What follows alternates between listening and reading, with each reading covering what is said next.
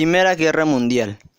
De la noche a la mañana, Alemania, que había llegado tarde al reparto colonial, se incorpora al club de las grandes naciones. Su gran ejército había infligido una gran humillante derrota a Francia de Napoleón III, y el rey de Prusia se había proclamado Kaiser de todos los alemanes.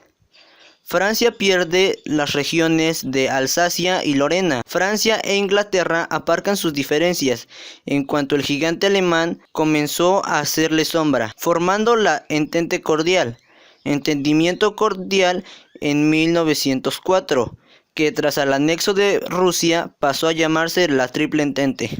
Los bandos que se enfrentaron fueron la Triple Entente y la Triple Alianza. La Triple Entente estuvo conformada por Francia, Inglaterra, Rusia, Italia, Japón, Estados Unidos y Serbia. La Triple Alianza o Potencias Centrales estuvo conformada por Alemania, el Imperio Austrohúngaro, el Imperio Otomano y el Imperio de Bulgaria. La Triple Alianza era una coalición principalmente formada por Alemania y el Imperio Austrohúngaro, por iniciativa del Kaiser Otto von Bismarck. Estos países acordaron apoyarse en caso de ser atacados por Francia o Rusia. El imperialismo y el colonialismo que venían desarrollándose desde hacía décadas, las potencias que estaban involucradas fue la principal causa. Pero la chispa que desató el conflicto se encendió el 28 de junio de 1914 en Sarajevo, con el asesinato del archiduque Francisco Fernando de Austria y su esposa. El asesino era un nacionalista serbio. El asesinato causó una crisis diplomática. Serbia se negó a la investigación mandada a hacer por Austria-Hungría y Alemania. Y es así como Austria-Hungría le declara la guerra a Serbia. Rusia sale en ayuda de Serbia. Alemania ataca a Francia y a Rusia, mientras Alemania es invadida por Inglaterra. La Primera Guerra Mundial estuvo dividida en tres etapas. La primera es la Guerra de Movimientos, que fue de 1914 a 1915. Los alemanes querían una guerra muy corta, así que idearon el plan Schlieff.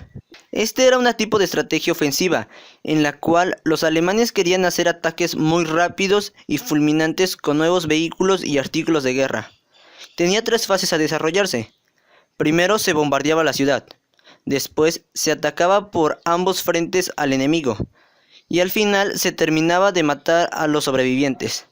Alemania trató de llegar a París por el frente occidental, a través de Bélgica. Esto no resultó debido a la batalla de Marne, en donde los alemanes estaban durmiendo y de repente llegan los franceses y los atacan. Y con esto concluye la Primera Guerra de Movimientos. La segunda etapa fue la Guerra de Trincheras, de 1915 a 1917. Estas eran unas zanjas en donde se disputaban los bandos. Había muy poca higiene, se necesitaba mucho tiempo y vidas humanas para poder avanzar. Esta etapa fue más favorable para los imperios centrales. En 1916 fue la Guerra de Desgastes. Los alemanes tomaron la estrategia de matar a la mayor cantidad de los soldados contrarios para así ganar la guerra. La Segunda Guerra de Movimientos, con la derrota de Austria en manos de Rusia, el frente oriental quedaba débil y los aliados controlan el mar Mediterráneo. Alemania no tenía suficientes elementos para continuar la guerra y regresó a la Guerra de Movimientos. El 11 de noviembre de 1918 se rinde Alemania y firma el Tratado de Versalles. Con esto sufre grandes sanciones y fueron los cimientos para la Segunda Guerra Mundial. Revolución Rusa de 1905. La Revolución Rusa fue una gran ola de agitación política de masas a lo largo de las grandes zonas del Imperio Ruso, ocurrida en el año de 1905. Algunos de los altercados estaban dirigidos contra el gobierno, otros simplemente carecían del objeto más allá de reclamos muy puntuales de la clase obrera o del campesinado. Se dieron casos de terrorismo, huelgas de trabajadores, disturbios campesinos y motines militares, teniendo todas estas en común la insatisfacción popular generalizada hacia el régimen del zar Nicolás II de Rusia. La emancipación fue solo una parte de cambios políticos, legales, sociales y económicos, mientras el imperio ruso se desplazaba lentamente desde el absolutismo feudal hacia el capitalismo bajo el régimen de la autocracia zarista. Mientras estas reformas habían liberalizado las estructuras económicas, sociales y culturales, el sistema permaneció prácticamente inalterado. Diversos intentos de reforma fueron duramente rechazados por la monarquía. El movimiento se llamó Narodnichevo o populismo revolucionario. Las raíces ideológicas de los revolucionarios se originaron en el trabajo de la reforma anterior emancipadora del noble Alexander Herzer y su síntesis del socialismo europeo y colectivismo campesino esclavo. Otros pensadores supusieron que el campesinado ruso era una fuerza extremadamente conservadora, leal al hogar, pueblo, comunidad y a nadie más. El 1 de marzo de 1881, Alejandro II murió en un atentado con bomba, preparado por la Narodnaya Volia, una decisión del segundo partido de Zelian en Volia, Tierra y Libertad. Fue sustituido por Alejandro III, un ferviente conservador, influido por Konstantin Povedunovtsev. Bajo Alejandro III, el servicio policial secreto Okhrana actuó muy eficientemente para suprimir tanto movimientos revolucionarios como los prodemocráticos que había por todo el país. La Okhrana dispersó a la inteligencia mediante encarcelamientos y exilio. Se tomaron medidas legislativas contra no rusos y seguidores de otras religiones que no fuera la ortodoxa. La comunidad judía estuvo particularmente en el punto de mira. Los intelectuales y los judíos emigraron para evitar la persecución por todo el país. Revolución Rusa de 1917. El caos se había apoderado de Rusia tras su entrada en la Primera Guerra Mundial. Las continuas derrotas de un ejército desmoralizado, la falta de materias primas, la escasez de productos de primera necesidad provocaron un hambre mayor y miseria en el país. La corte estaba en manos de la zarina, aunque lo cual las sombras de Rasputín parecían manejar los hilos. Ante esta situación de Rusia, estalló la primera gran huelga, el 23 de febrero de 1917. En Petrogrado, pero poco después Lenin había regresado de su exilio en Suiza y publicó la tesis de abril. En ellas pedía el poder para los soviets y resumía los pasos que había de dar para una revolución formal, bajo el lema pan, tierra y paz. Al mismo tiempo se creó el Soviet de obreros y soldados de Petrogrado, bajo dirigentes de bolcheviques. Las agitaciones no obstante continuaban. Por otro lado, los campesinos seguían pidiendo tierras, los obreros querían mejoras laborales y en general querían la paz y la salida de la guerra. Las tropas se unieron a las revueltas generalizadas y fue así que al final el zar de Nicolás II hubo de abandonar el puesto. Rusia quedó bajo un gobierno provisional, presidido por el príncipe Lok y compuesto por representantes liberales de la Duma. Se establecieron algunas libertades y el gobierno se encaminó hacia un régimen parlamentario para liberalizar y modernizar el país, pero aún así Rusia continuó en la guerra. En el frente de la guerra, Alemania continuaba su avance hacia Rusia, tomando Riga. Era agosto de 1917 y el general Kolybov dio un golpe de estado, pretendiendo obligar al Soviet a desaparecer del plano político. El golpe de estado fracasó, pero se demostró que el país estaba totalmente dividido. Era el momento para que un cambio total, y Lenin y Trotsky pudieron aprovecharlo. El 24 de octubre de 1917, por la noche, las milicias bolcheviques tomaron Petrogrado. Al día siguiente, el Congreso de los soviets apoyaron el levantamiento con la posición de los mencheviques. Se creó un primer gobierno en el que el presidente era Lenin. Trotsky era el ministro de Asuntos Exteriores y Stalin el de las nacionalidades. El 2 de noviembre, los bolcheviques controlaron Moscú y la revolución siguió su frente por toda Rusia. Sin embargo, lejos de conseguir la paz interna, aquella revolución desembocó a una guerra civil,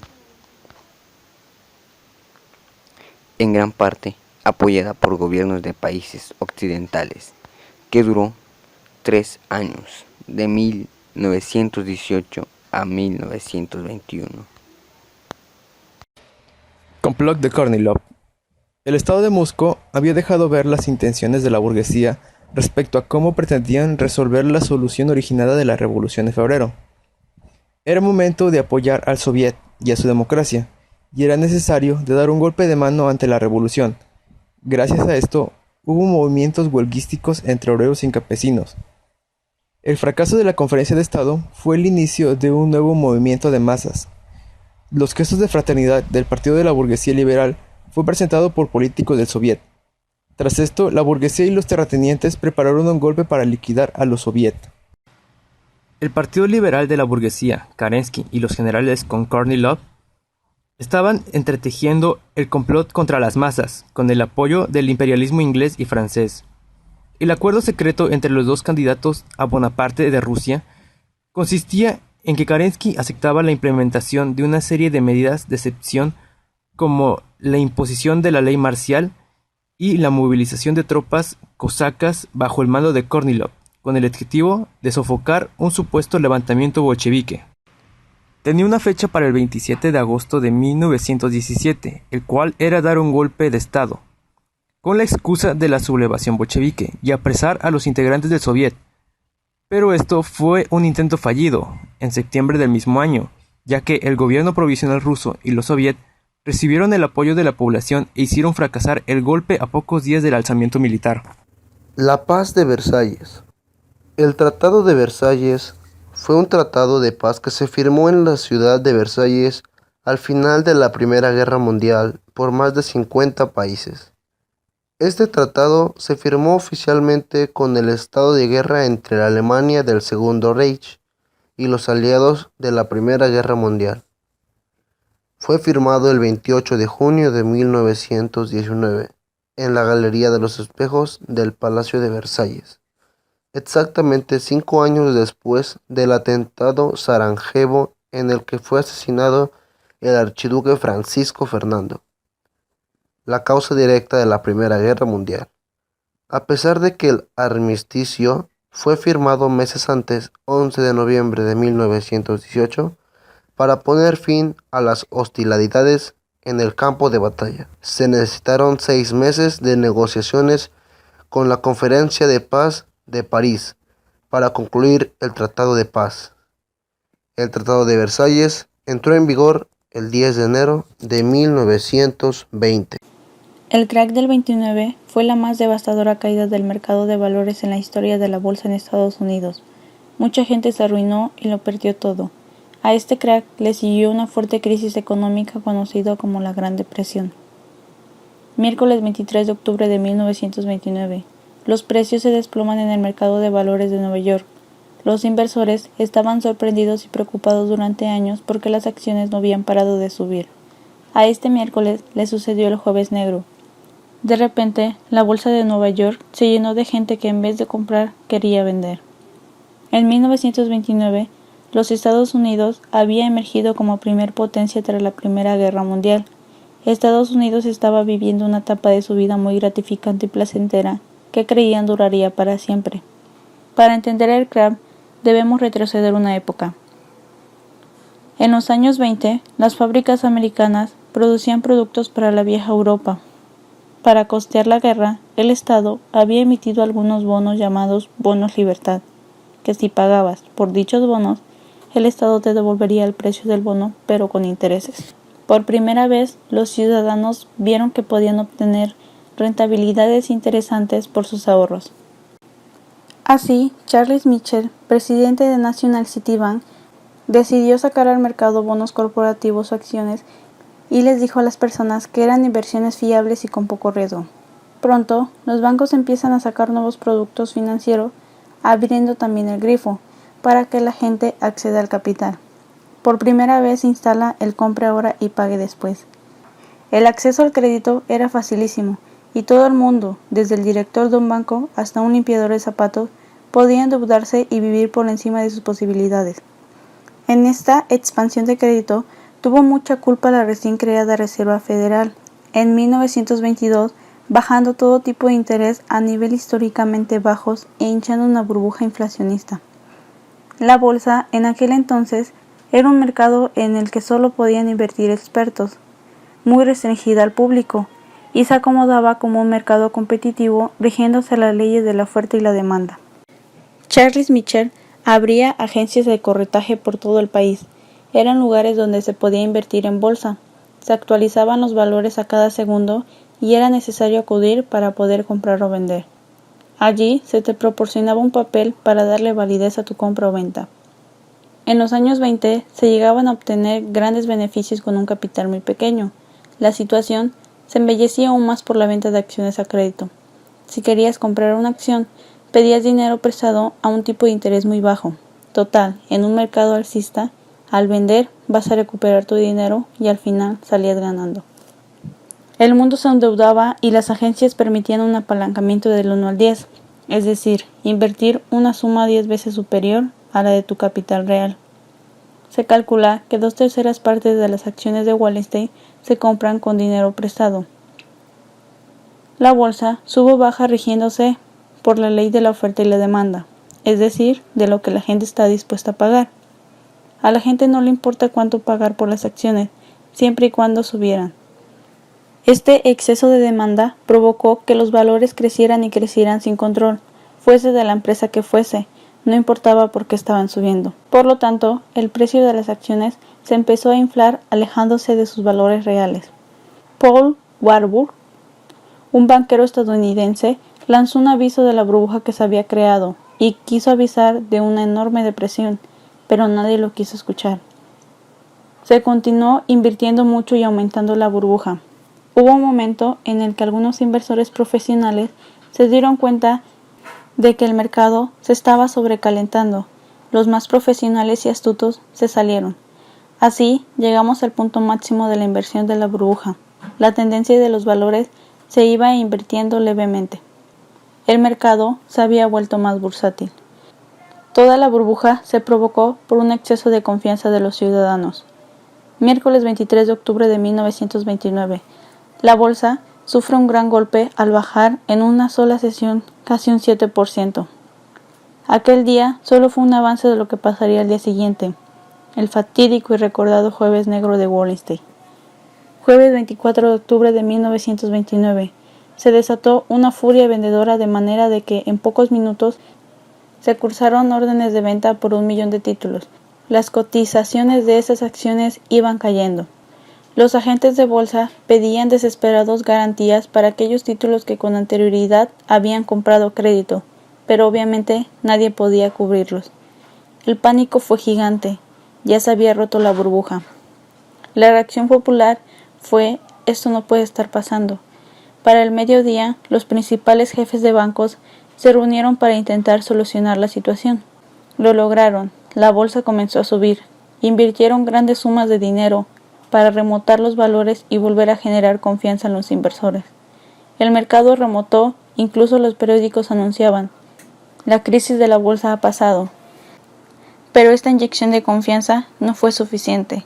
Tras una recuperación el viernes y otra muy pequeña el lunes, llegamos al martes 29 de octubre de 1929, conocido como el Martes Negro. El índice de la bolsa descendió más que ninguna otra jornada de la bolsa en la historia de Nueva York. Las bajadas continuaron hasta el mes de enero. Cuando se tocó fondo, el gobierno presidido por el republicano Herbert Hoover no sabía cómo parar el golpe. Los países comenzaron a recuperarse a mediados de la década de 1930, pero sus efectos negativos duraron hasta el comienzo de la Segunda Guerra Mundial. La elección de Franklin Delano como presidente en 1932 marcó el final de la Gran Depresión en Estados Unidos. La crisis afectó en especial a las naciones o regiones más dependientes de Estados Unidos: Japón, América Latina, Alemania, Australia, Gran Bretaña, Francia, España. La depresión tuvo efectos devastadores en casi todos los países, ricos y pobres, donde la inseguridad y la miseria se transmitía como epidemia. Sus consecuencias. Las consecuencias más notables de la crisis del 29 fue el incremento del paro a nivel mundial. La bonanza económica se transformó en pobreza que se extendió a campos y ciudades. El dólar se devalúa y la recuperación de la economía es muy lenta. Mucha gente se arruinó, los bancos también se arruinaron, millones de personas pierden los ahorros guardados en esos mismos bancos. Después de aquello, la gente guardaba el dinero debajo del colchón. Nuevo trato. Este programa se desarrolló entre 1933 y 1938, con el objetivo de sostener a las capas más pobres de la población, reformar los mercados financieros y redinamizar una economía estadounidense herida desde el crack de 1929, por el desempleo y las quiebras en cadena. Se distinguen dos nuevos tratos, un primero marcado por los 100 días de Roosevelt en 1933, que apuntaba a una mejoría de la situación a corto plazo. Se pueden encontrar leyes de reforma de los bancos, programas de asistencia social urgente, programas de ayuda para el trabajo o incluso programas agrícolas. Los resultados económicos fueron moderados, pero la situación mejoró. El segundo nuevo trato se extendió entre 1935 y 1938, poniendo por delante una nueva distribución de los recursos y del poder en una escala más amplia, con leyes sindicales de protección, la Ley de Seguridad Social, así como programas de ayuda para agricultores y trabajadores ambulantes. El segundo nuevo trato fue más costoso que el primero y aumentó el déficit público. El éxito del nuevo trato es innegable en el plano. La política llevada por Franklin cambió al país mediante reformas y no mediante una revolución. Por otra parte, este tipo de programas eran abiertamente experimentales. Sus resultados fueron que afirmaron que se estabilizó la economía de Estados Unidos y la burguesía americana rechazaba pero aún así lo siguieron utilizando. El Partido Laborista es un partido político centroizquierda del Reino Unido, derivado del Comité de Representaciones de los Trabajadores, creado en 1900 en una reunión de sindicatos. Se considera como el principal partido de izquierdista en Inglaterra, Escocia y Gales, desde 1920. El fascismo es una ideología y un movimiento político que surgió en Europa entre guerras, desde 1918 a 1939, creado por Benito Mussolini. El fascismo ve la Primera Guerra Mundial como una revolución que trajo cambios masivos a la naturaleza, la sociedad, el Estado y la tecnología. El origen de esta doctrina se debió a la crisis social y económica de la posguerra y a los resentimientos nacionales. El pueblo italiano estaba disgustado y decepcionado por los escasos resultados políticos y económicos conseguidos por Italia en el Tratado de Versalles. Consta en un partido único con estructura militar, que monopoliza toda la actividad cívico-democrática.